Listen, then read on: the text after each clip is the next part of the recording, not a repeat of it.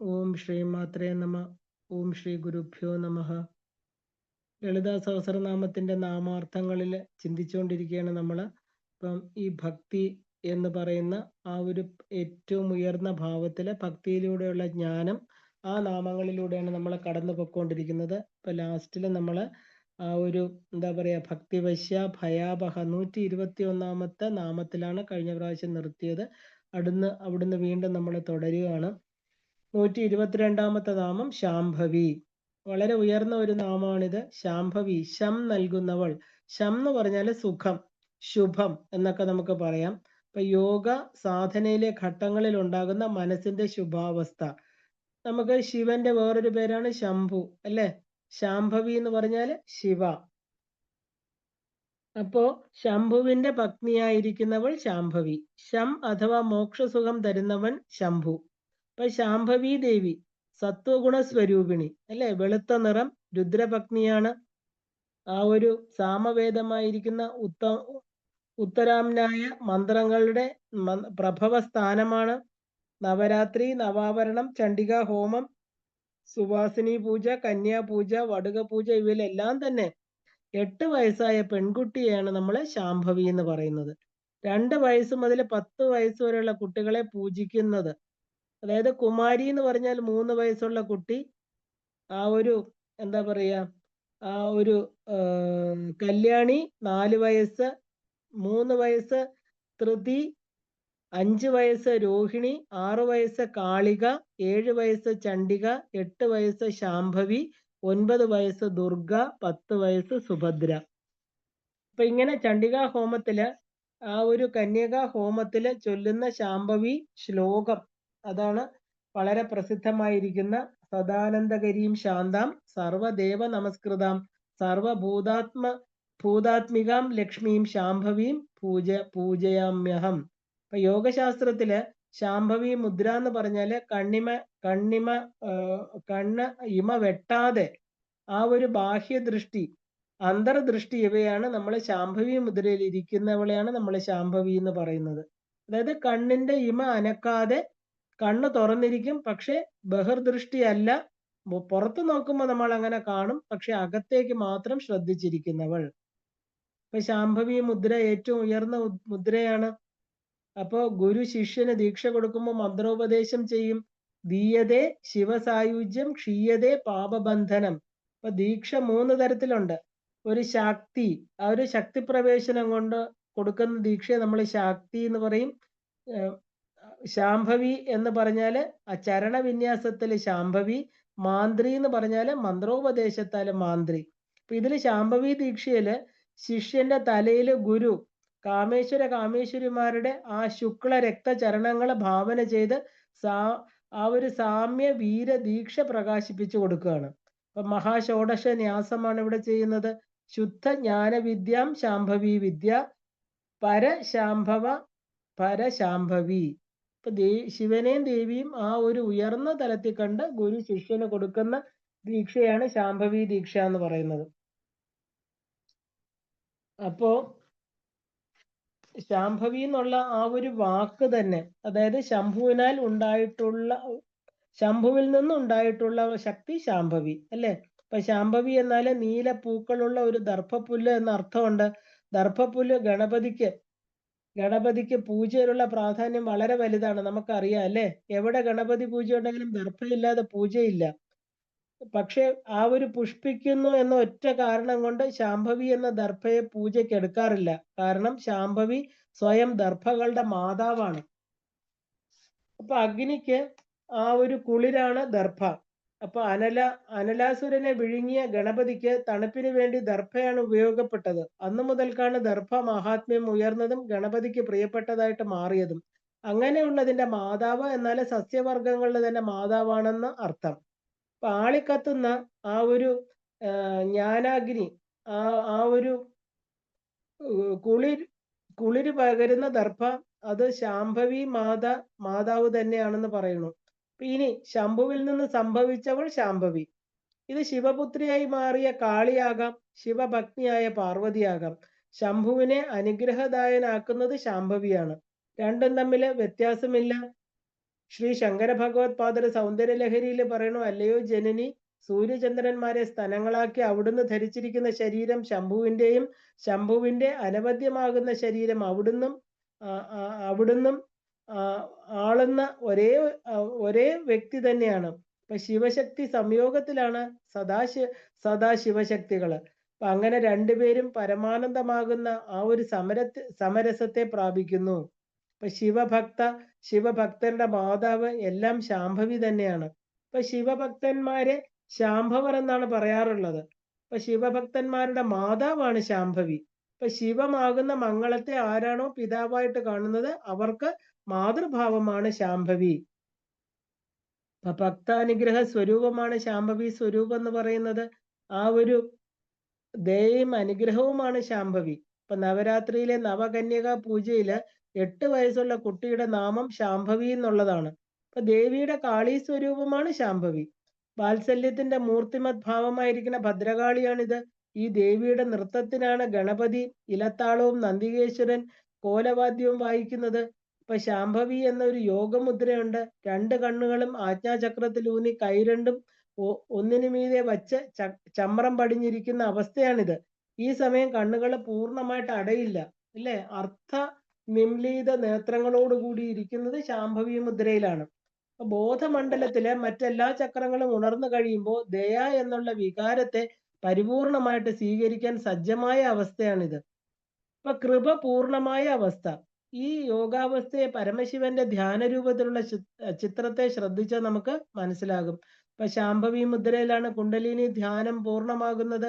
മറ്റെല്ലാ വിദ്യകളും ഗണികമാരെ പോലെ തന്നെ മറ്റുള്ളവരുടെ മുമ്പിൽ പ്രകടമായിക്കൊണ്ടേയിരിക്കും. എന്നാൽ ശാംഭവി വിദ്യ കുലവധുവിനെ പോലെ മറഞ്ഞിരിക്കുകയാണ് ചെയ്യുന്നത്. അപ്പോൾ ദയയുള്ള വ്യക്തി വാക്കിലൂടെ മാത്രമല്ല അത് പ്രകടിപ്പിക്കേണ്ടത്, തൻ്റെ കർമ്മത്തിലൂടെ കൂടെയാണ്. ഇപ്പൊ ശ്രീവിദ്യാ ദീക്ഷയിലെ ശാംഭവി ദീക്ഷ എന്ന് പറയുന്നത് ഉയർന്ന ഒരു ദീക്ഷാ സമ്പ്രദായം തന്നെയാണ്. ഇപ്പൊ ശാംഭവി ശാരദാരാധ്യ. ഇപ്പൊ ശാരദാരാധ്യ എന്ന് പറഞ്ഞാൽ ശാരദ ആരാണ്? ശാരദ എന്ന് പറഞ്ഞാൽ സരസ്വതി. ശരത്കാലം തെളിഞ്ഞ കാലാവസ്ഥയുള്ള സമയമാണ്. ഇപ്പൊ ഭക്തരും ഉപാസകന്മാരും ഇക്കാലം പരമാവധി പ്രയോജനപ്പെടുത്തുന്നുണ്ട്. ഇവിടെ ശരത്കാലം നന്നായിട്ട് ആരാധിക്കപ്പെടുന്നവൾ, ശരത്കാലത്ത് ആരാധിക്കേണ്ടവൾ എന്നൊക്കെ നമുക്ക് അർത്ഥം എടുക്കാം. സരസ്വതി രൂപത്തിലാണ് ശരത്കാലത്തിൽ ദേവിയെ ആരാധിക്കുന്നത്. അപ്പോ ശാരദ എന്ന് പറഞ്ഞാൽ വാഗ്ദേവതയാണ്, അല്ലേ? ശാരദയാൽ പൂജിക്കപ്പെടുന്നവൾ. അപ്പോ ആ ഒരു അവസ്ഥ ചതുഷ്ടയത്തില് ജാഗ്രത, സ്വപ്നം, സുഷുപ്തി, തുരീയ അവസ്ഥ സ്വരൂപിണി. അപ്പോ ശാരദ എന്നാല് സരസ്വതി ദേവിയുടെ വേറൊരു പേരാണ്. പണ്ഡിതന്മാരാല് സദാ ആരാധിക്കപ്പെടുന്നവളാണ് ദേവി. എപ്പോഴും ആ ഒരു നവമായിട്ടും ഊർജത്തോടു കൂടിയും ആരാധിക്കപ്പെടേണ്ടവളാണ്. നവരാത്രി ആഘോഷങ്ങൾ ഈ ശക്തി ഉപാസനയെ കാണിക്കുന്നുണ്ട്. കന്നിമാസത്തിലെ 9 രാത്രികളിലൂടെ നടക്കുന്ന നവരാത്രി ആരാധന, നവരാത്രങ്ങള്, ഇല്ലേ? ഈ നവരാത്രിയാണ് നമ്മൾ ശാരദാ നവരാത്രി എന്ന് പറയുന്നത്. അപ്പൊ ഇതിനെ മഹാനവരാത്രി എന്നും പറയാറുണ്ട്. കേരളത്തിൽ ഈ നവരാത്രിയാണ് വളരെ പ്രചാരത്തിലിരിക്കുന്നത്. ഈ നവരാത്രി എന്താ പറയാ, പരാമർശത്തിന് കാരണം അജ്ഞാനം അന്ധകാരത്തിൽ മുങ്ങിയ അസുരന്മാര്. അത് ഈ 9 നവരാത്രി കാലത്താണ് ദേവി ഓരോരുത്തരായിട്ട് ഇല്ലാതാക്കുന്നത്. അപ്പൊ തങ്ങളുടെ ഉള്ളില് ദേവി ശക്തിയെ തിരിച്ചറിഞ്ഞ് ആ ഒരു എന്താ പറയാ, ആ ഒരു ശിവാനുഗ്രഹം നേടി, ശിവയുടെ അനുഗ്രഹം നേടി ശിവനിൽ എത്തിച്ചേരുന്ന പ്രക്രിയ, അല്ലേ? അതാണ് വിജയദശമി.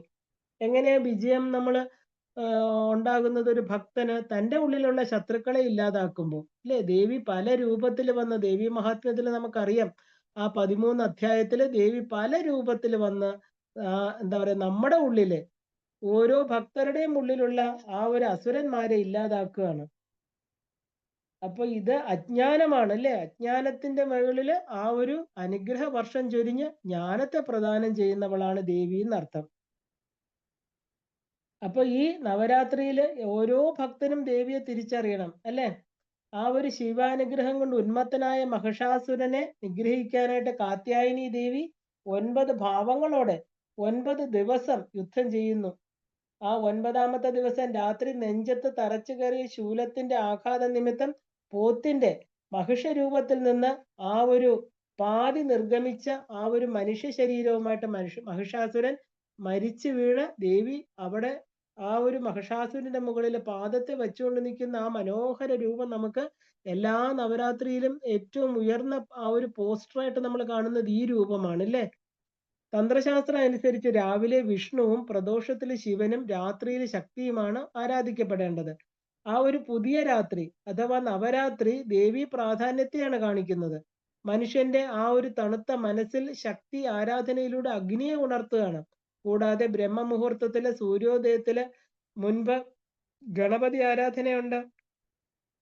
ഗണപതി ഹോമങ്ങൾ രാവിലെയാണ്, ഭഗവതി സേവ രാത്രിയാണ് ചെയ്യുന്നത്. ഇതെല്ലാം വൈദിക ആചാരങ്ങളാണ്.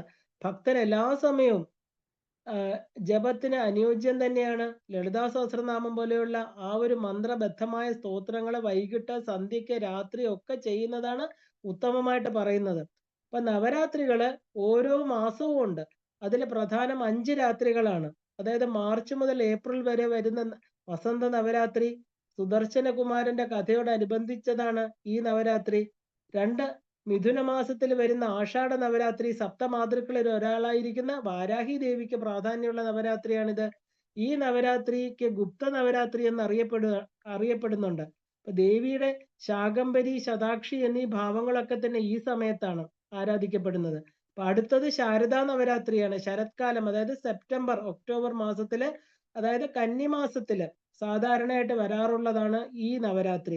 ഇതിനെ മഹാനവരാത്രി എന്നറിയപ്പെടുന്ന നവരാത്രിയാണിത്. ഏറ്റവും അത്യുത്തമമായിട്ടുള്ള നവരാത്രിയാണിത്. ഇതിന് കാരണം മധുകൈടവവധം, മഹിഷാസുരവധം, ശുംഭനിശുംഭവധം തുടങ്ങിയ അത്യുഗ്ര സംഹാരങ്ങളൊക്കെ ഓരോ കാലത്തും നടന്നത് ആ നവരാത്രികൾ കാലത്ത് ആണ്. ഇപ്പൊ സ്വയം തിരിച്ചറിവിന്റെ ആ ഒരു ആത്മനിയന്ത്രണത്തിന്റെ ഉച്ചസ്ഥായിലായതുകൊണ്ടാണ് അതിന് ഉത്തമ സ്ഥാനം കൽപ്പിച്ചിരിക്കുന്നതെന്ന് കാണാം. 4-മത്തത് പൂഷ്യ നവരാത്രിയാണ്. അതായത് ഡിസംബർ ജനുവരി മാസത്തിൽ വരുന്നതാണ് ഈ നവരാത്രി. ധനുമാസത്തില് ദീപാവലി കഴിഞ്ഞു വരുന്ന ഈ നവരാത്രി അയോധ്യയില് ശ്രീരാമചന്ദ്ര പ്രഭുവാണ് ആദ്യമായിട്ട് ആഘോഷിച്ചതെന്ന് പറയപ്പെടുന്നു. അപ്പൊ ദേവി കഥകൾ തന്നെയാണ് ഇതിന് ആധാരം. അവസാനത്തെ 5-മത്തെ നവരാത്രിയാണ് മാഘ നവരാത്രി. അത് മകരത്തിൽ അഥവാ ജാനുവരി ഫെബ്രുവരി മാസങ്ങളില് ആണ്. മാർക്കണ്ഡേയ മഹർഷി ദേവി മഹാത്മ്യത്തിന്റെ രചന തുടങ്ങിയത് ഈ നവരാത്രി കാലത്താണെന്നാണ് വിശ്വാസം. മാതംഗി ദേവി മുതൽ മഹാലക്ഷ്മി വരെയുള്ള എല്ലാ അവതാരങ്ങളെയും കണ്ട ശേഷം രചിച്ചതാണ് ദേവി മഹാത്മ്യം. ദേവിയുടെ അസുര നിഗ്രഹ കഥകളാണ് ഇതിനകത്ത് എല്ലാം തന്നെ അനാവരണം ചെയ്യുന്നത്. ശാരദാദേവിയാൽ സദാ ആരാധിക്കപ്പെടുന്നവൾ ശാരദാദേവി സരസ്വതി ദേവി തന്നെയാണ്. ലജ്ജാശീല ആയതുകൊണ്ടാണ് സരസ്വതി ദേവിക്ക് ശാരദ എന്നുള്ള നാമം ലഭിച്ചത്. വിദ്യ അങ്ങനെ എല്ലാവരിലും പ്രകടമാകാറില്ല. അറിവുകളിലൂടെ ദേവതയായ സരസ്വതി ദേവി പോലും ശക്തിയെ ആരാധിക്കുകയാണെന്നാണ് പറയുന്നത്. അപ്പൊ സകല ദേവന്മാരും വിദ്യാദേവതയായിട്ട് ആരാധിക്കുന്ന സരസ്വതി ദേവി സദാ ലളിതാദേവിയെ ചാമരം വീശി സേവിച്ചുകൊണ്ടിരിക്കണു. മഹത്തുക്കള് തങ്ങളുടെ ആത്മതത്വത്തെ തിരിച്ചറിഞ്ഞ് യുക്തമായ ആരാധന ചെയ്യുന്നവരാണ് അല്ലെ.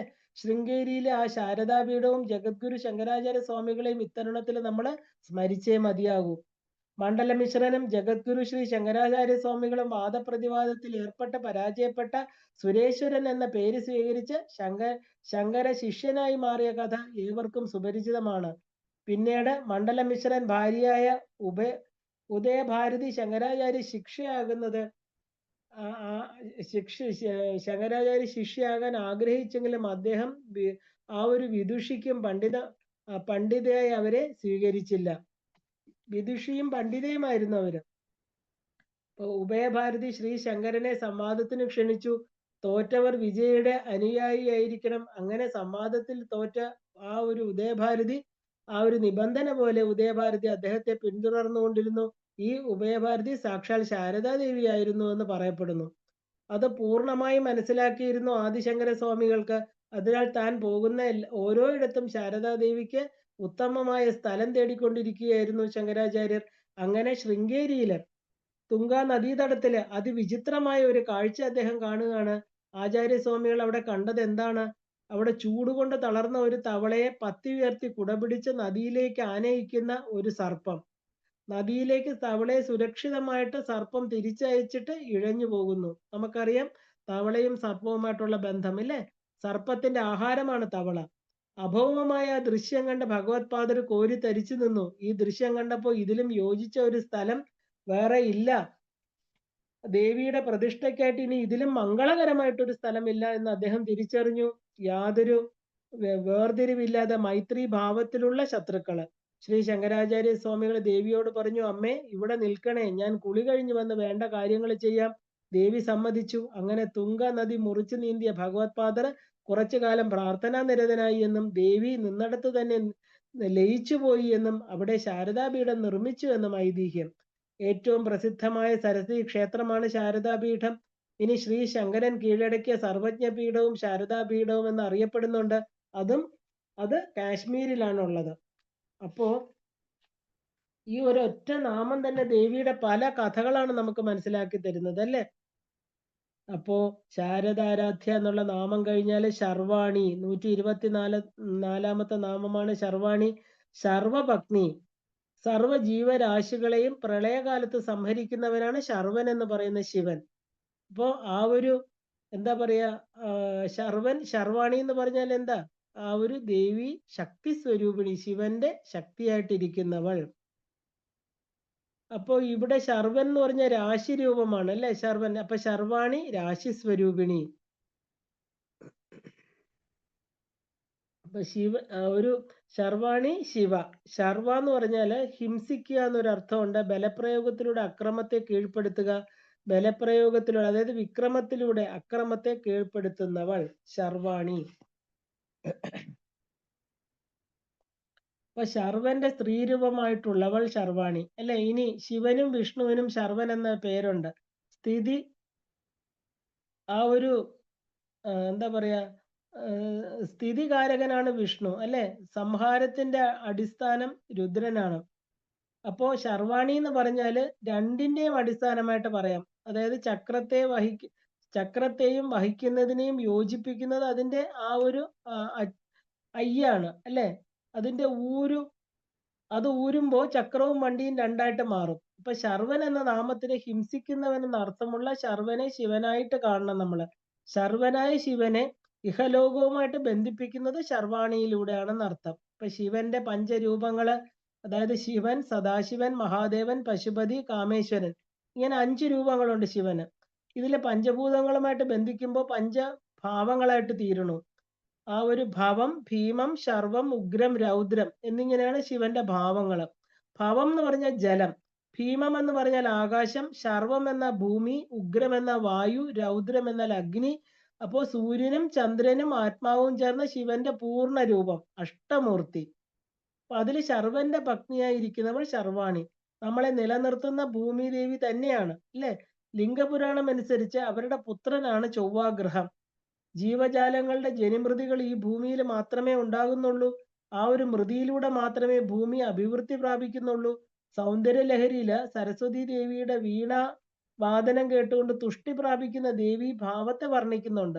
അപ്പൊ ജ്ഞാനസ്വരം എവിടെയുണ്ടോ അത് കേട്ട് സന്തോഷിക്കുന്ന ഭാവമാണ് ദേവിയുടെ ശർവാണി എന്ന് പറയുന്ന ഭാവം. അപ്പൊ ജ്ഞാനം സൂര്യമണ്ഡലത്തിലെ ഓംകാര സ്വരത്തിലാണ് അധിഷ്ഠിതമാണ്.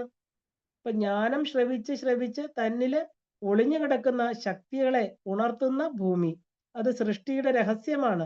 ക്ഷമയോടെ തന്റെ ചരാചരങ്ങളെ പരിപാലിക്കുന്ന ഭൂമിയെ ആരാധിക്കുമ്പോഴാണ് മനുഷ്യജന്മത്തില് സൗഖ്യമുണ്ടാകുന്നുള്ളൂ. ഇപ്പൊ ബഹുമാനം, പരിഗണന, ക്ഷമ എല്ലാം തന്നെ ഭൂമിയുടെ ഗുണങ്ങളാണ്.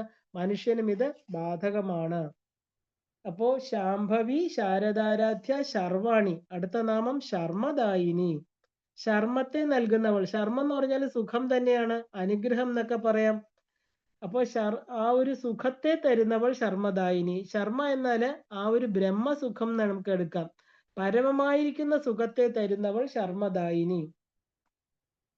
ശർമ്മത്തെ ദായമാക്കുന്നവൾ ശർമ്മദായിനി. അപ്പോ ശർമ്മത്തെ നൽകുന്നവളും ആ ഒരു ശർമ്മദത്തെ അടുപ്പിക്കുന്നവളും ശർമ്മത്തെ പരിത്യജിക്കുന്നതും ഒരേ ഒരു ശക്തി തന്നെയാണ്. അപ്പൊ ആ ഒരു ശർമ്മൻ എന്ന വാക്കിന്റെ അർത്ഥങ്ങള് സന്തോഷം, സുരക്ഷ, അഭിവൃദ്ധി, ആനന്ദം, സുഖം, വീട്, സംരക്ഷണം തുടങ്ങിയ അനവധി നാമങ്ങളുണ്ട്. ഇപ്പൊ ഉണ്ടായതെല്ലാം ഇല്ലാതായി അവയ്ക്ക് പുതിയ രൂപഭാവങ്ങൾ കൊടുക്കുന്നത് എന്താണ്? കാലമാണ് അല്ലെ? ഇപ്പൊ എല്ലാറ്റിനും അഭിവൃദ്ധി കൊടുക്കുന്നത് മാറ്റമാണ്. വ്യക്തികളുടെ മനോനിലയാണ് സന്തോഷം. ലൗകിക മുക്തി കൊണ്ട് മാത്രമേ സ്ഥായിയായിരിക്കുന്ന സന്തോഷം ഉണ്ടാകൂ എന്നതാണ് പരമസത്യം. അത് പകർന്നു തരുന്ന ദേവീഭാവം അത് അറിഞ്ഞതാണ്, അത് അറിഞ്ഞാണ് നമുക്ക് തരുന്നതും. ഒന്നിനെ പറ്റി ധാരണയുണ്ടായി അതിനെ അറിഞ്ഞ് നേടിയാൽ മാത്രമേ നമുക്ക് പകർന്നു നൽകാൻ സാധിക്കുകയുള്ളൂ, അല്ലേ? ഇല്ലെങ്കിൽ പ്രവൃത്തിയും പറയുന്നതും തമ്മിൽ വ്യത്യാസം ഉണ്ടാകും. വ്യക്തിക്ക് സന്തോഷമുണ്ടാകണമെങ്കിൽ സ്വയം അറിയണം, തന്നിൽ വിശ്വാസം ഉണ്ടാകണം, തൻ്റെ ആത്മചൈതന്യത്തെ ഉണർത്തി കർമ്മനിരതമാക്കണം, അല്ലെ? കൗശികി ദേവി ഗൗരിയുടെ കോശങ്ങളിൽ നിന്നുണ്ടായി എന്നും ആ ദേവിയെ കണ്ടപ്പോൾ തന്നെ ദേവന്മാരുടെ ദുഃഖങ്ങൾ ഇല്ലാതായി, അവർ സന്തോഷഭരിതരായി എന്നും ദേവി മഹാത്മ്യം പറയുന്നുണ്ട്. അപ്പൊ ഭക്തിയുടെ പ്രധാന തലങ്ങള് കാര്യലാഭം, ശുദ്ധ കർമ്മങ്ങള്, പിന്നെ ആത്മലാഭം എന്ന സന്തോഷാവസ്ഥ. അപ്പൊ ഭക്തിയില് ലൗകികത, ആ ഒരു ലൗകിക ഉന്നമനത്തിൽ നിന്നും ആത്മീയതയിലേക്ക് നമ്മൾ സഞ്ചരിക്കുകയാണ്. നാവ് സദാ ഈശ്വരനാമങ്ങൾ ഉരുവിടുന്നു. ഇനി ആ ഒരു അഗ്നി സ്തോത്രത്തിൽ അഗ്നിയെ പ്രകീർത്തിക്കുന്നത് ഇങ്ങനെയാണ്: വിശ്വസൃഷ്ടാവായ അങ്ങയുടെ നാവ് അത് ഏതൊന്നിലാണോ ജീവികൾക്ക് സന്തോഷം ലഭിക്കുന്നത്, അത് പാപങ്ങളിൽ നിന്ന്, ലൗകികതയുടെ മഹാഭയങ്ങളിൽ നിന്ന് അവർക്ക് സംരക്ഷണം നൽകുന്നു. വശിനി ദേവി എന്ന വാഗ്ദേവതയാണ് ഈ 125 നാമങ്ങൾ വരെ വശിനി ദേവിയാണ് എഴുതിയതെന്ന് പറയുന്നു. 8 വാഗ്ദേവതമാര് തുല്യമായിട്ടാണ് സഹസ്രനാമം രചിച്ചതെന്ന് പറയുന്നുണ്ട്. അപ്പൊ ശർമ്മദായിനി എന്ന നാമം ദേവന്മാർക്ക് സന്തോഷം ഉണർത്തുന്ന പാർവതി ദേവിയെ സ്തുതിച്ചുകൊണ്ടാണ് വശിനി ദേവി വിട വിട പറയുന്നത്. അപ്പൊ ശർമ്മം ദദാതി ഭക്തേഭ്യ ഭക്തേഭ്യന്വേഷ ശർമ്മദായിനി. സന്തോഷം നൽകാൻ കുടുംബത്തിൽ ഇരുന്നാലും മതി എന്ന് ശിവ കുടുംബിനിയായിരിക്കുന്ന ദേവി നമുക്ക് കാണിച്ചു തരുന്നു. അപ്പൊ അടുത്ത ദേവിയുടെ നാമം ഇതേ ശാ കൊണ്ട് തന്നെയാണ്, ശാങ്കരി. അപ്പോ ദേവി എന്താ പറയാ, ശങ്കരന്റെ പത്നിയായിരിക്കുന്ന ശാംകരി. വീണ്ടും ശം എന്ന് പറഞ്ഞാൽ മംഗളം, ശാന്തി എന്നൊക്കെ നമുക്ക് എടുക്കാം. ശംകര, ശം ചെയ്യുന്നത്, ശമ്മിനെ തരുന്നവൻ, മംഗളം നൽകുന്നവൻ, അല്ലെ? ശിവൻ. ഇപ്പൊ ശാങ്കരി എന്ന് പറഞ്ഞാൽ എന്താ? മംഗളത്തെ കൊടുക്കുന്നവൾ ശാങ്കരി. അപ്പോ ശമം എന്ന് പറഞ്ഞാൽ സുഖാണ്. ആരുടെ കയ്യിൽ ഇരിക്കുമ്പോൾ അത് കയ്യിലിരിക്കുന്ന ആള് ശങ്കരൻ. അപ്പൊ ആ ഒരു ശമം, മംഗളം എന്ന അർത്ഥം പറയുമ്പോൾ മംഗളകാരകനായിരിക്കുന്ന ശങ്കരന്റെ പത്നി ശാങ്കരി. അപ്പൊ യോഗനിദ്ര സുഖം തരുന്നവളെന്ന് താന്ത്രികമായിട്ട് നമുക്ക് പറയാം. തന്ത്രശാസ്ത്രം പറയുന്നത് എന്താ? യോഗമാണ് സുഖത്തെ കൊടുക്കുന്നത്, ഇല്ലേ? അപ്പോ ഒരു ശാങ്കരി എന്നുള്ള നാമം നമുക്കൊരു കഥയിലൂടെ മനസ്സിലാക്കാം. ഒരിക്കല് യമധർമ്മ രാജാവിന് അപ്സര സുന്ദരിയായ തിലോത്തമയോട് അഭിനിവേശം തോന്നി. ആ അഭിനിവേശത്തിന്റെ പരിണിത ഫലമായിട്ട് ഉണ്ടായതാണ് അനലാസുരൻ. ഈ അസുരൻ തന്റെ പിതാവായ യമധർമ്മനിൽ നിന്ന് തന്നെ ആരും വധിക്കരുത് എന്നൊരു വരം നേടി. പിന്നെ അസുരന്മാർ എന്താകുമെന്ന് നമുക്ക് ഊഹിക്കാവുന്നേ ഉള്ളൂ, അല്ലെ? ഒരിക്കൽ അനലാസുരൻ ഗണപതിയുമായിട്ട് യുദ്ധത്തിൽ ഏർപ്പെടുകയും അത് കാലങ്ങളോളം നിലനിൽക്കുകയും ചെയ്തു. ആരും തോൽക്കുന്നില്ല. ആ ഒരു വിശ്രമം യുദ്ധം. ഒരിക്കൽ യുദ്ധത്തിന്റെ ഇടവേളയിൽ തളർന്നുപോയ ഗണപതി പരാശക്തിയെ ധ്യാനിച്ചു. തന്റെ പുത്രന്റെ വിളി കേട്ട മാത്രയിൽ പരാശക്തി എത്തി. കാര്യം മനസ്സിലായി. ഗണപതിയോട് പറഞ്ഞു, അനലാസുരനെ തോൽപ്പിക്കുന്നതിന് പകരം തന്റെ ആ വയറ് ഒതുക്കാൻ പറഞ്ഞു. ഗണപതി അടുത്ത പ്രാവശ്യം യുദ്ധം തുടങ്ങിയപ്പോൾ അനലാസുരനെ വിഴുങ്ങിക്കളഞ്ഞു. അപ്പൊ ദേവകള് ആനന്ദ നൃത്തം ചവിട്ടി. പക്ഷെ ഗണപതി ഭഗവാന് ചുട്ടു പൊള്ളുവാൻ തുടങ്ങി. തീയല്ലേ അനലൻ. അപ്പൊ ദേവകളെ ചന്ദ്രൻ എല്ലാം ശ്രമിച്ചു. ചന്ദ്രൻ ശീതള കിരണങ്ങൾ വർഷിച്ചു. പക്ഷെ ഫലമുണ്ടായില്ല. അപ്പോഴേക്കും ഭൂമിയിലെ കുറച്ച് കറുകപ്പുല്ലുകള് സപ്തഋഷികളെ കണ്ടത്. അവര് പറഞ്ഞു, ഞങ്ങളെ ഗണേശ ഭഗവാന്റെ അടുത്തേക്ക് എത്തിച്ചാൽ ഞങ്ങൾ രക്ഷിക്കാം ഭഗവാനെ എന്ന് പറയുന്നു. അങ്ങനെ മറ്റ് ഋഷിമാരും സപ്തഋഷിമാരും കറുകപ്പുല്ലുകൾ ശേഖരിച്ച് ഗണപതി ഭഗവാന്റെ അടുത്തെത്തി. അവരുടെ നിർദ്ദേശപ്രകാരം ശരീരത്തിൽ ഒരു ആവരണം ഉണ്ടാക്കി. അതോടുകൂടി ഗണപതിക്ക് കുളിർമ വന്നു, സുഖമായി. അനലാസുരൻ കെട്ടുപോയി. ഇപ്പൊ ചെറിയ ജീവൻ മാത്രമേ ഉള്ളൂ. ഒന്നും ചെയ്യാനാകാതെ അദ്ദേഹം ഗണപതിയുടെ വയറിനുള്ളിൽ സുരക്ഷിതനായിട്ട് കഴിഞ്ഞു. അങ്ങനെ കറുക ഗണപതി പൂജയ്ക്ക് അവിഭാജ്യ ഘടകമായി തീരുകയും ചെയ്തു. അപ്പൊ കറുകയില്ലെങ്കിൽ പൂജ നിഷ്ഫലമാണെന്ന് സാരം. ഇപ്പൊ ശാങ്കരി എന്നാൽ പറഞ്ഞാൽ ശങ്കരനിൽ നിന്നും ഉണ്ടായവൾ, ചെയ്യുന്നവനിൽ നിന്നും ഉണ്ടായവൾ ശാങ്കരി. അപ്പം ശം കരോതീതി ശങ്കര എന്ന് നമ്മൾ കണ്ടു. തസ്യ സ്ത്രീ ശാങ്കരി എന്ന് പ്രമാണം. ഇപ്പൊ ശങ്കരം എന്നാല് ലാഭമുള്ള, പുണ്യമായ, മംഗളമായ എന്നൊക്കെ നമുക്ക് അർത്ഥം എടുക്കണം. മംഗളത്തിൽ നിന്നുള്ള സ്ത്രീരൂപമാണ് ശാങ്കരി. അപ്പോ ഉണ്ടാകുന്നതും നിലനിർത്തുന്നതും ലയിക്കുന്നതും എല്ലാം മംഗളമാണെന്നർത്ഥം. അപ്പൊ മംഗള പ്രവൃത്തി ചെയ്യുന്ന എല്ലാവരുടെയും ഭാവം ഇതാണ്. മംഗളം വിശ്വത്തെ സൃഷ്ടിക്കുന്ന ആ ഒരു താപവും നിലനിർത്തുന്ന താപവും അഗ്നിയിലാണ് ഇരിക്കുന്നത്. ഈ അഗ്നിയെ സൂക്ഷിച്ചു വച്ചിരിക്കുന്നത് വാക്കിലാണ്. തന്റെ വാക്കുകളെ മംഗളമായിട്ട് ഉപയോഗിക്കുന്നവൾ ആ ഒരു ശങ്കര ശങ്കരിമാരാണ്. അപ്പൊ വാക്കുകളെ മംഗളമായിട്ട് ശ്രവിക്കുന്നത് ശാങ്കരി ഭാവമാണ്. വളരെ മോശമായ വാക്കുകൾ ഉപയോഗിച്ച് സംബോധന ചെയ്തിട്ടും അതിനെ മംഗളകരമായി കേട്ട ചക്രവർത്തിയായി മാറിയ സുദർശനകുമാരന്റെ കഥ ദേവി ഭാഗവതത്തിൽ വളരെ പ്രസിദ്ധമാണ്. ക്ലീബം എന്ന അദ്ദേഹത്തിനെ സംബോധന ചെയ്തപ്പോൾ അദ്ദേഹം കേട്ടതാകട്ടെ ദേവിയുടെ ബീജമന്ത്രമായിരിക്കുന്ന ക്ലീം എന്നാണ്. തുടർന്ന് അദ്ദേഹം ചക്രവർത്തി പദത്തിലെത്തുകയാണ്. ഇപ്പൊ ശർമ്മദായിനി ശ്രവണത്തിലേക്ക് എത്തുമ്പോൾ ശാങ്കരിയായിട്ട് തീരുകയാണ്. അപ്പോൾ ശ്രവണത്തിലെ മംഗളത്തെ കേൾപ്പിച്ച് ദുഷ്വാക്കുകളെ അകറ്റുന്നത് ശാങ്കരി ദേവിയാണ്. ആ ഒരു കപോലോ കാളികാര രക്ഷേത് കർണമൂലേത് ശാങ്കരി എന്ന് ദേവി മഹാത്മ്യത്തിലെ ദേവി കവചം പറയുന്നുണ്ട്. ശരീരത്തിലെ ഓരോ അവയവത്തെയും ഓരോ ദേവി ശക്തികളാണ് രക്ഷിക്കുന്നത്. യോഗിനിമാരാണ് അവര്. ദേവി ഭാവം അഗ്നി സ്വരൂപമാണ്. പക്ഷെ ശാന്തമായ ദീപവും അഗ്നി തന്നെയാണ്. എല്ലാവരുടെ ഉള്ളിലും അഗ്നിയുണ്ട്. നമ്മുടെ ആത്മചൈതന്യമായിരിക്കുന്ന അഗ്നിയെ സമീപിക്കുമ്പോൾ വളരെ സൂക്ഷിച്ചു വേണം സമീപിക്കാൻ. കാരണം കൗശികി ദേവി ആദ്യം വധിക്കുന്നത് ആ ഒരു ശുംഭ നിശുംഭന്മാരുടെ സൈന്യാധിപനായിരിക്കുന്ന ധൂമ്രലോചനനെയാണ്.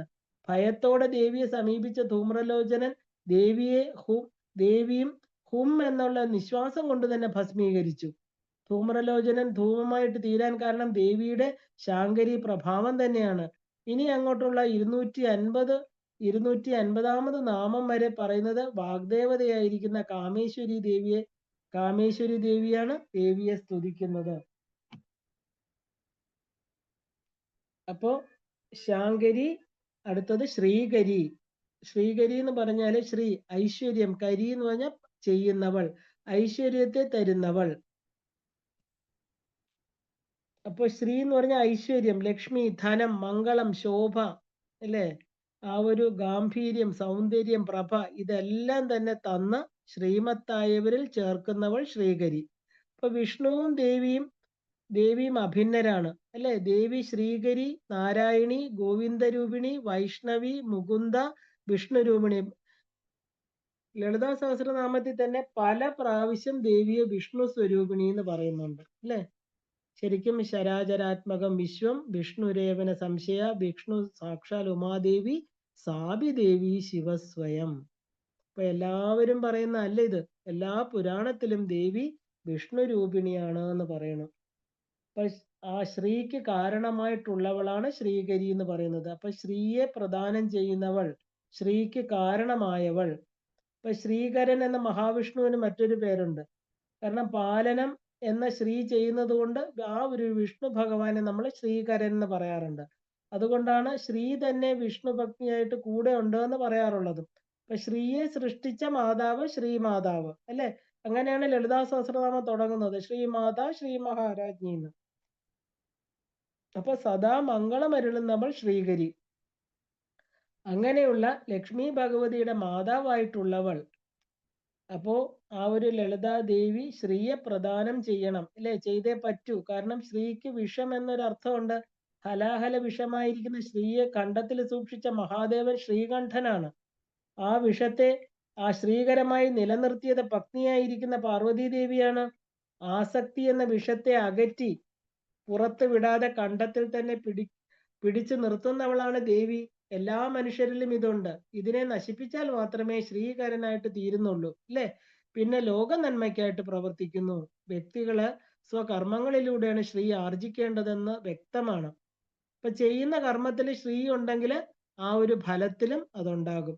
ഇപ്പൊ കർമ്മം പിഴച്ചാല് ശ്രീ നമ്മളെ വിട്ടുപോകും. പ്രധാനമായിട്ടും 16 രൂപങ്ങളിലാണ് ശ്രീയുടെ ആവാസം. എന്തൊക്കെയാണത്? കീർത്തി, ജ്ഞാനം, ധൈര്യം, ക്രിയ, ഐശ്വര്യം, ധാന്യം, ഇച്ഛ, ഋദ്ധി, ബുദ്ധി, സൗന്ദര്യം, വൃദ്ധി, സിദ്ധി, വിദ്യ, ആദർശം, ആരോഗ്യം, ആയുസ്. ഇങ്ങനെ നിത്യജീവിതത്തിലുള്ള എല്ലാം തന്നെ എന്താ പറയാ, ആ ഒരു ശ്രീയുടെ വാസം ഉണ്ടെന്ന് പറയുന്നു. അഷ്ടലക്ഷ്മിമാരെ ഇങ്ങനെയാണ് നമ്മൾ നിർവചിക്കപ്പെട്ടിരിക്കുന്നത്. ഈ 16 സ്ത്രീകളിൽ ഒരെണ്ണമെങ്കിലും ഉണ്ടെങ്കിൽ അവൻ ശ്രീകരനായിട്ട് തീരും. ഇപ്പൊ കാമേശ്വരി എന്ന വാഗ്ദേവത തന്റെ ചിട്ടയായ സാധന കൊണ്ടാണ് ശ്രീകരിയായിരിക്കുന്ന ദേവിയെ സ്തുതിക്കുന്നത്. അപ്പൊ അടുത്ത 128ാമത്തെ നാമം സാധ്വി. സാധ്വി എന്ന് പറഞ്ഞാൽ പതിവ്രത എന്നാണ് അർത്ഥം. സാധ്വി എന്ന് പറഞ്ഞാൽ ഒരു ത്രികാലത്തും മറ്റൊരു പതിയുമായിട്ട് യോഗം സംഭവിക്കാത്ത പതിവ്രത, സാധ്വി. അപ്പൊ ഒരു ധനമുള്ളവരെ ലക്ഷ്മീപതി, വാക്പതി, വാചസ്പതി എന്നൊക്കെ നമ്മൾ വിളിക്കും അല്ലേ? ഇപ്പൊ ലക്ഷ്മിയെയും വാഗ്ദേവതയും എന്നാല് ദേവിക്ക് പരമശിവനല്ലാതെ മറ്റൊരു പതി ചേർത്ത് വിളിക്കാൻ പോലും പറ്റില്ല. അപ്പൊ അങ്ങനെയായിട്ടിരിക്കുന്നവൾ സാധ്വി. സാധുവായിട്ടുള്ളവൾ എന്നെടുക്കാം, നന്മയുള്ള സ്ത്രീ, പതിവ്രതയായ ഭാര്യ, സന്യാസിനി എന്നൊക്കെ നമുക്ക് അർത്ഥം എടുക്കാം. ബ്രഹ്മത്തെ അറിയുന്നവള്, സാധുവിനെ അനുഗമിക്കുന്നവൾ, ആ ഒരു സാധുവായി എല്ലാം സ്വീകരിക്കുന്നവൾ, ഇതെല്ലാം സ്വാധ്യാണ്. പതിവ്രത എന്നാൽ പതിയെ മാത്രം വ്രതമായിട്ട് സ്വീകരിച്ചവളാണ്. കുടുംബം, ഒരു കുടുംബിനി ആയിട്ടിരിക്കുന്നവൾ, തന്റെ നന്മ കൊണ്ട് കുടുംബമാകുന്ന ചക്രത്തെ തിരിക്കുന്നവൾ. സാധു എന്നാൽ ശരിയായിട്ടുള്ളതെന്നാണ് അർത്ഥം. ഒരു വാസ്തവം, പരമമായിട്ടുള്ള സത്യം ആണ്. ഇപ്പൊ സാധ്വി എന്ന് പറഞ്ഞാല് പ്രപഞ്ച ജീവികളെ സംബന്ധിച്ച് പ്രകൃതിയാണ് സാധ്വി. പരമശിവന്റെ വാമഭാഗമായിരിക്കുന്ന ദേവിയെ നമ്മൾ സാധ്വി എന്ന് പറയുന്നു. അടുത്തത് ശരത്ചന്ദ്ര നിഭാനന. 129ാമത്തെ നാമമാണ് ശരത്ചന്ദ്ര നിഭാനന. ശരത്കാലത്തെ ചന്ദ്ര സമാനമായ മുഖത്തോടു കൂടിയവൾ, കാണുന്നവർക്ക് അമൃതാനന്ദം കൊടുക്കുന്നവൾ അല്ലേ? ഏറ്റവും മനോഹരമായിരിക്കുന്ന ചന്ദ്രൻ ഏതാണെന്ന് ചോദിച്ചാൽ നമ്മൾ എന്താ പറയുക? ശരത്കാല ചന്ദ്രൻ. ശരത്കാലത്തെ ചന്ദ്രന് തുല്യമായിട്ട് വേറൊരു അത്രയും ഭംഗിയുള്ള വേറെ ഒന്നും ഈ പ്രപഞ്ചത്തിൽ എന്ന് പറയാറുണ്ട്. അതുപോലെ ആ ചന്ദ്രന് തുല്യമായ മുഖമുള്ളവൾ. നിഭം എന്ന് പറഞ്ഞാൽ തുല്യം, ആനനം എന്ന് പറഞ്ഞാല് മുഖം. അപ്പൊ ശരത്ചന്ദ്ര നിഭാനന. ശരത്കാലം തെളിമയാർന്നതും പ്രസാദാത്മകവുമാണ് അല്ലേ? അപ്പൊ ശരത്ചന്ദ്ര നിഭത്തോടു കൂടിയ ആനനത്തോട് കൂടിയവൾ, ശരത്കാല ചന്ദ്രന്റെ ശോഭയോടുകൂടിയ മുഖത്തോടു കൂടിയവളാണ് ദേവി എന്ന് പറയണു. ശരത്കാല ചന്ദ്രന്റെ മുഖം കുളിർമയാണ്. ശരത്കാലത്താണ് ചന്ദ്രബിംബത്തിന് ഏറ്റവും ശോഭയേറുന്നത്. അപ്പോ കളങ്കത്തിന് പോലും നമുക്ക് ചന്ദ്രനിൽ ഒരു കളങ്കം കാണാം ഇല്ലേ? അതിന് പോലും മങ്ങലുണ്ടായിരിക്കും. ആ സമയം തെളിഞ്ഞിരിക്കുന്ന ചന്ദ്രനെ പോലെയാണ്. ശുദ്ധമായ ജീവിതം നയിക്കുന്ന ഒരു വ്യക്തിയുടെ മുഖം ഇതുപോലെയായിരിക്കും. ലളിതാ സഹസ്രനാമത്തിലൂടെ ഉടനീളം നമ്മൾ പ്രകൃതിയെ വർണ്ണിച്ച് ദേവിയുമായിട്ട് താരതമ്യപ്പെടുത്തിയാണ് നീങ്ങുന്നത്. അപ്പൊ ഇതിന്റെ ഫലശ്രുതിയിൽ പറയണു, പൗർണമി ദിവസം ചന്ദ്രനെ നോക്കി ലളിതാ സഹസ്രനാമം ജപിക്കുന്നവർക്ക് ഋണമുക്തി ഉണ്ടാകുന്നു പറയുന്നു. അപ്പൊ ഋതുക്കളില് ഒരു സെപ്റ്റംബർ പകുതി മുതൽ ഡിസംബർ പകുതി വരെയാണ് ശരത്കാലം എന്ന് നമ്മൾ പറയുന്നത്. 6 ഋതുക്കള് 2 മാസം വീതമാണ് ഉള്ളത്. ഇതിൽ ശരത്കാലത്ത് ജീവജാലങ്ങളിൽ ഓജസ്സും തേജസ്സും കൂടുമെന്ന് കണ്ടെത്തിയിട്ടുണ്ട്. ആ ഒരു ശരത്ചന്ദ്ര ബിംബം തോൽക്കുന്ന കാന്തിയോടുകൂടിയ ദേവിയുടെ മുഖബിംബത്തെ കണ്ടിട്ട് കോപാന്ധനായ മഹിഷാസുരന് അമ്മയോട് യുദ്ധം ചെയ്യാൻ തോന്നിയത് അത്യത്ഭുതം തന്നെ അല്ലേ? അമ്മ തന്നെയാണ് മഹിഷാസുരനെ കൊണ്ട് അത് ചെയ്യിക്കുന്നതെന്ന് വേണമെങ്കിൽ പറയാം. ദേവിയുടെ മുഖം സദാ കളങ്കമില്ലാതെ തിളങ്ങാൻ കാരണം സദാ പരമേശ്വരനോട് ചേർന്നിരിക്കുന്നതോടും അദ്ദേഹത്തോടുള്ള സ്നേഹം കൊണ്ട് വികസിച്ച് നിൽക്കുന്ന സൗന്ദര്യമാണ് അമ്മയുടെ മുഖത്തിന്. അപ്പൊ ശിവശക്തികൾ ഇരിക്കുന്ന ശരീരത്തിലെ കളങ്കം എന്നത് ദേവിയുടെ കസ്തൂരി തിലകം മാത്രമാണ്. ഇത് തന്റെ ഭർത്താവിനോടൊപ്പം ഇരിക്കുന്ന ആനന്ദാണ്. അവിടെ ചന്ദ്രബിംബം പോലും തോറ്റുപോണു എന്ന് പറയണു. പ്രിയപ്പെട്ടവരെ കാണുമ്പോഴും കൂടെ ഇരിക്കുമ്പോഴും സന്തോഷം കൊണ്ട് മുഖം തെളിഞ്ഞിരിക്കും, മനുഷ്യന്റെ മുഖം പോലെ. അതുപോലെ ദേവി സദാ ശിവനെ വിട്ടുപിരിയാതിരിക്കുന്നോണ്ട് അമ്മയുടെ മുഖം പൂർണ്ണ ചന്ദ്രനെ പോലെ അല്ലെ, ശരത്കാല ചന്ദ്രനെ പോലെ പ്രകാശിക്കുന്നു. അപ്പൊ നമുക്ക് ഒരു നാമം കൂടെ നോക്കി എന്താ പറയാ ഇവിടെ നിർത്താം. ഷായില് തുടങ്ങുന്ന എല്ലാ നാമങ്ങളും നമ്മളിപ്പോ കണ്ടുകൊണ്ടിരിക്കുകയാണ് അല്ലേ? ശാദോദരി.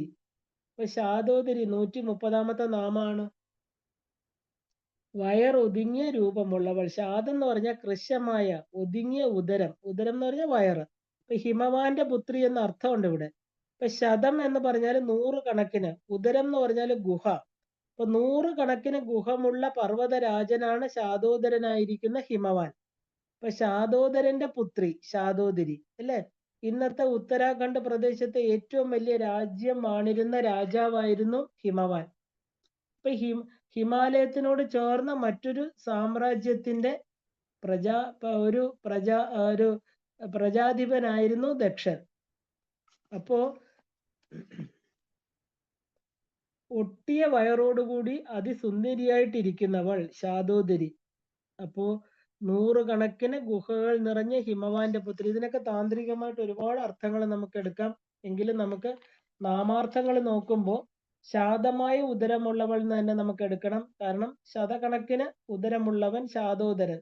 അപ്പൊ ശാതോദരന്റെ പുത്രിയായിരിക്കുന്നവൾ ശാതോദരി. നൂറുകണക്കിന് ഉദരം ഉള്ളതെന്ന് പറഞ്ഞാല് പർവ്വതങ്ങൾക്കാണ് അല്ലെ. നൂറുകണക്കിന് പൊത്തുകളുള്ളത് പർവ്വതത്തിലാണ്. അങ്ങനെയുള്ള പർവ്വതത്തിന്റെ പുത്രിമാർ എന്ന് പറയുന്നത് ആദ്യം നദികളെയാണ്. അപ്പൊ ഭൂമിയില് ജീവൻ നിലനിർത്തുന്നത് നദികളാണ് അല്ലെ. ഈ നദികളെല്ലാം ഉത്ഭവിക്കുന്ന എവിടെ നിന്നാണ്? പർവ്വതത്തിൽ നിന്നാണ് അല്ലെ. അപ്പോ ശാതോദരി എന്നാല് ആദ്യം അർത്ഥം നദി എന്ന് തന്നെ നമുക്ക് എടുക്കാം. ഇനി പർവ്വത ശ്രേഷ്ഠനായിരിക്കുന്ന ഹിമവാനെ ശാതോദരൻ എന്നും അദ്ദേഹത്തിന്റെ പുത്രിയായ പാർവതി ദേവിയെ ശാതോദരി എന്നും വിളിക്കണു. മഞ്ഞും നദികളും പർവ്വതപുത്രിമാരാണ്. സൂര്യൻ ഭൂമിയിൽ നിന്ന് അകന്നിരിക്കുമ്പോഴാണ് ഭൂമിയിൽ ശൈത്യം അനുഭവപ്പെടുന്നത്. അപ്പൊ സൃഷ്ടിക്കായി ആ ഒരു സജ്ജയാകുന്ന ഭൂമിയെ തന്നെയാണ് ശാതോദരി എന്ന് നമ്മൾ പറയുന്നത്. അന്ധകാസുരന്റെ നാശത്തിനോടനുബന്ധിച്ചാണ് പാർവതി ദേവിക്ക് ശാതോദരി എന്നുള്ള പേര് കിട്ടുന്നത്. ഒരിക്കല് പാർവതി ദേവി പരമശിവന്റെ കണ്ണു പൊത്തുകയും അപ്പോൾ കൈ വിയർക്കുകയും ആ വിയർപ്പ് തുള്ളികൾ ഭൂമിയിൽ പതിച്ച് അതിൽ നിന്നുണ്ടായ അസുരനാണ് അന്ധകാസുരൻ. പിതാവിന്റെ അന്ധതയിൽ നിന്ന് പിറന്ന അവൻ ജന്മനാൽ തന്നെ അന്ധനാണ്. ആ സമയത്താണ് ഹിരണ്യാക്ഷൻ പുത്രലാഭത്തിനായി തപസ് ചെയ്തതും മഹാദേവൻ ഈ കുഞ്ഞുമായി പ്രത്യക്ഷനായതും. തേജസ്വിയായ കുഞ്ഞിനെ ഹിരണ്യാക്ഷൻ ആവശ്യപ്പെടുകയും ശിവഭഗവാൻ നൽകുകയും ചെയ്തു. അന്ധൻ അന്ധകാസുരനായിട്ട് തീർന്നു. പിന്നെ ബ്രഹ്മാവിന്റെ അനുഗ്രഹം കൊണ്ട് അന്ധത മാറുകയും എങ്കിലും മാതാവിനെ വിവാഹം കഴിക്കാൻ ആഗ്രഹിക്കുമ്പോഴേ മരണം വരാവൂ എന്നുള്ള വരം ബ്രഹ്മാവിൽ നിന്ന് വാങ്ങുകയും ചെയ്തു. അപ്പൊ ഹിരണ്യാക്ഷന്റെ പത്നിയായിരിക്കുന്ന മൺമറഞ്ഞ ആ ഒരു മേദിനിയാണ് തന്റെ അമ്മ എന്നായിരുന്നു അന്ധകാസുരൻ വിചാരിച്ചിരുന്നത്. അപ്പൊ ഒരിക്കലും അങ്ങനെ ചിന്ത വരില്ല, അമ്മ ജീവിച്ചു ഇരിപ്പില്ല. അപ്പൊ അന്ധന് ഒരു അനുഗ്രഹം കൂടി ഉണ്ടായിരുന്നു. തന്റെ ഭൂമിയിൽ പതിക്കുന്ന ഓരോ തുള്ളി രക്തത്തിൽ നിന്നും ഓരോ അന്ധകാസുരൻ ഉണ്ടാകും എന്നുള്ളതായിരുന്നു ആ വരം. ഉഗ്രനായിരിക്കുന്ന രക്തബീജനെ പോലെ തന്നെയാണ്. വളരെ അഹങ്കാരിയായും ദുഷ്ടനുമായി തീർന്ന അന്ധകാസുരൻ തന്റെ ജൈത്രയാത്ര തുടങ്ങി. എല്ലാ അസുരന്മാരെയും പോലെ തന്നെ അന്ധകാസുരനും എന്ത് തുടങ്ങി? എല്ലാവരെയും തോൽപ്പിച്ചുകൊണ്ടുള്ള യാത്ര. അപ്പോഴാണ് കൈലാസത്ത് വ്രതനിഷ്ഠയോടെ ഇരിക്കുന്ന പാർവതി ദേവിയെ കണ്ടത്. കൃശോദരിയായ പാർവതി ദേവിയുടെ സൗന്ദര്യത്തിൽ ദർശന മാത്രയിൽ തന്നെ മയങ്ങിപ്പോയ അന്ധകാസുരൻ പിന്നെ ദേവിയെ വിവാഹം ചെയ്യണമെന്നായി.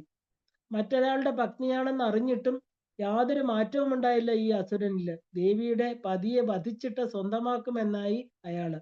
ആ ഒരു വിധിയുടെ വിളയാട്ടം സമയം അടുക്കുമ്പോൾ സ്വന്തം അമ്മയോട് തന്നെ ആ അനുരാഗം ഉണ്ടാകുകയും ആ ഒരു എന്താ പറയാ ഒരു തൻ്റെ ആ ഒരു നമുക്ക് പറയാം ഒരു ദുഷ്ചിന്ത ഇല്ലെങ്കിൽ ആ ഒരു ദൃഷ്ടി പതിഞ്ഞത് തെറ്റായിരിക്കുന്ന സ്ഥാനത്താണ് അല്ലേ. അതിന് നമ്മൾ പറയുന്നത് ദുഷ്ടദൃഷ്ടി എന്നൊക്കെ നമുക്ക് പറയാം. ആ തൻ്റെ നാശനത്തിന് തന്നെ അത് വഴിയൊരുക്കുകയാണ് ചെയ്യുന്നത്. ശിവഭഗവാന്റെ തൃശൂലത്തില് മരിക്കാതെ മരിച്ച് അയാള് കിടക്കേണ്ടി വന്നു. ശേഷം തെറ്റ് മനസ്സിലാക്കി പശ്ചാത്തപിച്ച് അന്ധകാസുരൻ ശിവഭൂതഗണങ്ങളിൽ ഒരാളായിട്ട് തീർന്നു എന്ന് കഥ. തെറ്റ് മനസ്സിലായി പശ്ചാത്തപിക്കാൻ ഇടവന്ന ദേവി സ്വരൂപം പിന്നെ ശാതോദരി എന്നുള്ള പേരിൽ വിഖ്യാതമായിട്ട് തീരുകയും ചെയ്തു. അപ്പൊ ഇങ്ങനെ ഒരു കഥ നമ്മള് ദേവി ഭാഗവതത്തിൽ പറയുന്നുണ്ട്. അപ്പോ നമ്മള് ഷായില് തുടങ്ങുന്ന വാക്കുകൾ ഒരെണ്ണം കൂടെ ഉള്ളൂ. 131 ശാന്തിമതി എന്നുള്ള വാക്ക്. അതും കൂടെ പറഞ്ഞ് നമ്മൾ നിർത്തുകയാണ്. ശാന്തിയുടെ നിറവായവൾ ശാന്തിമതി, സമീപിക്കുന്ന ഏത് അശാന്തിയെയും ഭസ്മമാക്കുന്ന തീക്കനൽ പോലെ ഉള്ള ശാന്തിയോട് കൂടിയവൾ. അതായത് അലാത ശാന്തി എന്ന് സാഖ്യം. അലാതം എന്ന് പറഞ്ഞാല് തീക്കനൽ എന്നർത്ഥമുണ്ട്. അപ്പോ സ്വയം ശാന്തി നേടിയ ഒരാൾക്ക് മാത്രമേ മറ്റുള്ളവർക്ക് ശാന്തി കൊടുക്കാൻ സാധ്യമാകൂ അല്ലെ. ഇപ്പൊ യോഗികള് ശാന്തിമതികളാണ്. അപ്പൊ ശാന്തമായ മതി എന്ന് പറഞ്ഞാൽ ശാന്തമായ ബുദ്ധി, മനസ്സ് എന്നൊക്കെ പറയാം. ഉപാസകൻ ഒരു ഈശ്വര രൂപം അഥവാ ഉപാസനാ മൂർത്തിയുമായിട്ട് തന്മയീഭവിക്കുന്ന ശാന്തി മുഹൂർത്തമാണ് നിർവ്വാണം എന്ന് പറയുന്നത്. അപ്പോൾ അതോടുകൂടി സർവ്വ വികാര വിക്ഷോഭവും ഇല്ലാതായിട്ട് തീരുകയാണ്. സംസാര വിമുക്തി. അങ്ങനെയുള്ള ഒരു ഗുരുരൂപമാണ് ദേവി, അതായത് ശാന്തിമതി. ഇപ്പൊ ശാന്തി എന്നാൽ സമാധാനം അല്ലെ? ശാന്തി കർമ്മങ്ങളെ വീട്ടിലും നാട്ടിലും അനുഷ്ഠിക്കുന്നത് സമാധാനം കിട്ടാനാണ്. ഇപ്പൊ വീട്ടിലെയും നാട്ടിലെയും സമാധാനത്തിന് എന്താ? ശാന്തി കർമ്മങ്ങൾ അനുഷ്ഠിക്കണം. ഇപ്പൊ ലോകാ സമസ്ത സുഖിനോ ഭവന്തു എന്നൊക്കെ നമ്മൾ പറയാറുണ്ട്. ഗൃഹശാന്തി, വിവാഹത്തിലെ വധൂവരന്മാരുടെ സംഗമം, ശാന്തി മുഹൂർത്തം, അമ്പലങ്ങളിലെ ശാന്തി കർമ്മം, സമൂഹത്തിൽ ശാന്തി ഉണ്ടാകാനായിട്ട് ചെയ്യുന്ന ആൾക്കാരെയാണ് നമ്മൾ ശാന്തിക്കാരൻ എന്ന് പറയുന്നത്. അപ്പൊ അറിയാത്ത ചില വികാര വിക്ഷോഭങ്ങൾ അറിയുവാനുള്ള വിജ്ഞാന ദാഹത്തെ ശമിപ്പിക്കുന്നത് ശാന്തി. അതാണ് വിവാഹത്തിലെ ശാന്തി മുഹൂർത്തം എന്ന് പറയുന്നത്. അപ്പോ ദേവിയുടെ പേരാണ് എന്ത്? ശാന്തിമതി. ആ ഒരു ശാന്തിമത്തായിട്ടിരിക്കുന്നവൾ ശാന്തിമതി. ഇപ്പൊ ശാന്തിയുടെ മൂർത്തീകരണമായവൾ മക്കളുടെ ആ കർമ്മങ്ങൾക്കെല്ലാം ശാന്തമായി സഹിക്കുന്നവളാണ് ദേവി, അല്ലെ? അപ്പോ ആ ഒരു ഭാവത്തോടെ ഇരിക്കുന്ന ഭൗതികമായിരിക്കുന്ന അമ്മ. അപ്പൊ അമ്മ ഭാവം, അതാണ് ആ ഒരു ശാന്തതയും വാത്സല്യവുമാണ് അമ്മയുടെ മുഖമുദ്ര. എല്ലാം സഹിക്കുന്ന വിശ്വപ്രകൃതി തന്നെയാണ്. കാരണം ഏറ്റവും വലിയ ഉദാഹരണം പ്രകൃതി തന്നെയാണ്, അല്ലേ? നമോ ദേവിയെ മഹാദേവിയെ ശിവായൈ സതതം നമ പ്രകൃതിയെ. ഇപ്പൊ പ്രകൃതി എല്ലാം സഹിക്കുന്നവളാണ്, അല്ലേ? ആ ഉപദ്രവം ഏറ്റവും കൂടിയെങ്കിൽ മാത്രമേ ശിക്ഷിക്കാറുള്ളൂ. കൈലാസത്തിലെ ശാന്തി അവിടുത്തെ എല്ലാറ്റിലും ജീവജാലങ്ങൾ ഉൾപ്പെടെ അനുഭവിക്കുന്നുണ്ട്. അവിടെ ശത്രുതാ മനോഭാവം ഇല്ല. പാമ്പും മയിലും സിംഹവും കാളയും എല്ലാം തന്നെ സഹവർത്തിത്വത്തിലൂടെ കഴിയുന്നത് നമുക്ക് കാണാം. അപ്പൊ പാലാഴി മഥനം കഴിഞ്ഞ് എല്ലാം ശാന്തമായപ്പോൾ ഒരിക്കലും മഹാവിഷ്ണുവിന്റെ വാഹനമായിരിക്കുന്ന ഗരുഡൻ കൈലാസത്ത് പറന്നു ചെന്നുവെന്നും ഗരുഡൻ ചിന്തിച്ചു, ഇവിടെ വാസുകിയും മൂഷികനും ഒക്കെ ഉണ്ട്. അപ്പൊ അവയെ കാണുമ്പോൾ എന്ത് ചെയ്യും എന്ന് ചിന്തിച്ചപ്പോൾ ഗരുഡ ഭഗവാൻ കൈലാസത്തിൽ കാല് വെച്ചതും എല്ലാം മറന്നുപോയി എന്ന് പറയണു. കാരണം അത്രയ്ക്ക് ശാന്തമാണ് കൈലാസഗിരി എന്ന് പറയുന്നത്. മൂഷികൻ, നന്ദി, വാസുകി എല്ലാവരും വന്ന് ഗരുഡനെ വന്ദിച്ചു. ഗരുഡൻ അവിടെ വെച്ച് പരമമായ ജ്ഞാനലബ്ധിയാല് അനുഗ്രഹിക്കപ്പെടുകയും ചെയ്തു. അതിനുശേഷം സഹജീവികളോട് യാതൊരു ദ്വേഷവും ഉണ്ടായിട്ടില്ല. ഇപ്പൊ ശാന്തി കൈമുതലായിട്ടുള്ളവർക്ക് അതിൽ തന്നെ സദാ ഇരിക്കാൻ സാധിക്കും. അപ്പൊ അടുത്ത നാമം മുതൽ 155 വരെ വിശ്വപ്രകൃതിയുടെ നിർഗുണ സ്വരൂപമാണ് വർണ്ണിക്കുന്നത്. നമ്മൾ അധ്യായങ്ങളിൽ ദേവിയുടെ നിർഗുണമായിരിക്കുന്ന ആ ഒരു ഭാവത്തെയാണ് അടുത്ത നാമങ്ങൾ, അതായത് നിരാധാര മുതല്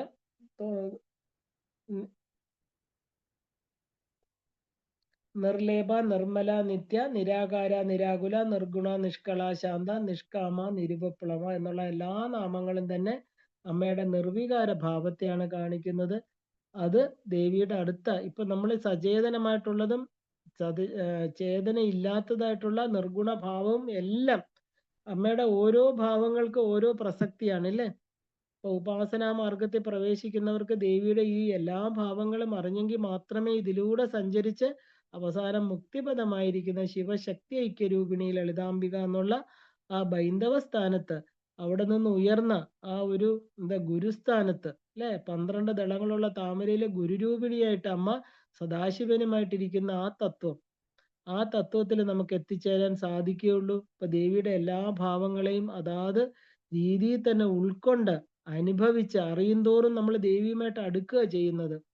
അപ്പൊ അടുക്കും തോറും ദേവിയായിട്ട് തീരും. ദേവിയിലേക്ക് ഒരു ജലത്തുള്ളിയെ പോലെ, ഒരു ജലത്തുള്ളി സമുദ്രത്തിൽ ലയിക്കാനുള്ള ആവേശത്തിലൂടെ ദുർഘടങ്ങളെയെല്ലാം ഖലീൽ ജിബ്രാൻ പറയണ പോലെ തന്റെ മുന്നിൽ വരുന്ന എല്ലാ തടസ്സങ്ങളെയും ഭേദിച്ചുകൊണ്ട് അമ്മയാകുന്ന കടലിൽ ലയിക്കാനായിട്ട് ആ ഒരു ചെറിയ തുള്ളി സഞ്ചരിച്ചുകൊണ്ടേയിരിക്കണം. അതുപോലെ തന്നെയാണ് നമ്മുടെ ജീവനുകളെല്ലാം തന്നെ സമുദ്രമായിരിക്കുന്ന ആ പരമമായ ശൂന്യതയില് ആ പരമമായിരിക്കുന്ന ആഴണം വാഴണം നിത്യം, വാഴണം വാഴണം ചിരം, വാഴണം സുഖമായിട്ട് സന്തോഷമായിട്ട് തിരിച്ചു വരവില്ലാത്ത യാത്രയ്ക്ക് വേണ്ടി ആ പാദപത്മങ്ങളിൽ സദാ നമസ്കരിച്ചുകൊണ്ട് നമുക്കിവിടെ നിർത്താം.